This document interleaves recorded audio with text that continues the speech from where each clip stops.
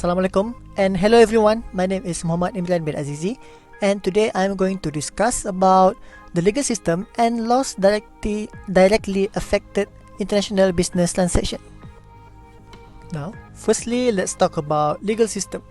There are various legal systems around the world such as common law, civil law, religious law, or bureaucratic law. Common law is founded on the accumulated wisdom of judges, ruling across history of particular cases, producing legal precedents that are used by other judges to decide on the similar case. Common law is the foundation of the legal system in United Kingdom and its former colonies such as United States, New Zealand, Australia, and even Malaysia. Now, civil law is basically based on a formalization of what is and what is not acceptable, or on a comprehensive list. Religious law is more focused on the laws that are legally defined that regulates the religion. Meanwhile, the bureaucratic law, regardless the standardized law of the land, is whatever the bureaucrats of the country think it is. Contract at the discretion of those whom in control may be made or may be broken. Now, there are laws directly affecting international business transaction, which other laws are specifically designed to regulate the activities of international business. These laws are mostly politically oriented and intended to encourage the foreign policy or military aims of the government. Now, the first one would be sanction, which is restraints against commerce with that country, such as restricting access to high technology goods or boycotting the country's goods. For example, let's look at Malaysia when the country could not trade with Iran due to Washington unilateral sanction against Tehran.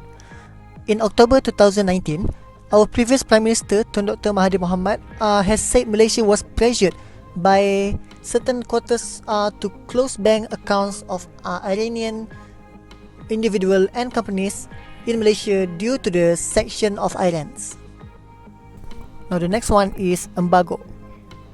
Comprehensive sanctions against all commerce with given country. An example of embargo is the US embargo against Cuba forbids American businesses and businesses engaged in economic operations in United States from engaging in the trade of Cuban interests. As of 2018, the embargo is enforced mainly through 6 statutes. The 6 statutes is the Trading of Enemy Act of 1917, the Foreign Assistance Act of 1961, the Cuban Assets Control Regulation of 1963, the Cuban Democracy Act of 1992, the Helms-Burton Act of 1996, and the Trade Section Reform and Export Enhancement Act of 2000. Next is dual-use products, which is a high-technology product that may be used for both civilians and military purposes.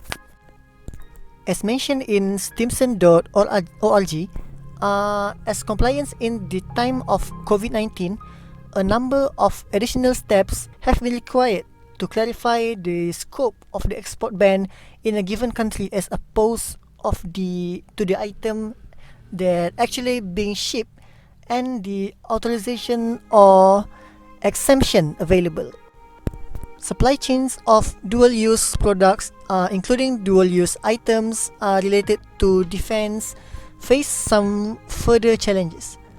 Shippers and their customers have to improve their protection and scrutiny of criminal network consignment that remains involved in the smuggling dual-use and daily goods. Now, the last one would be extraterritoriality, which is attempts by the home country government to regulate the business activities that are conducted outside its border. Okay, so that is basically all for me. Thank you for watching.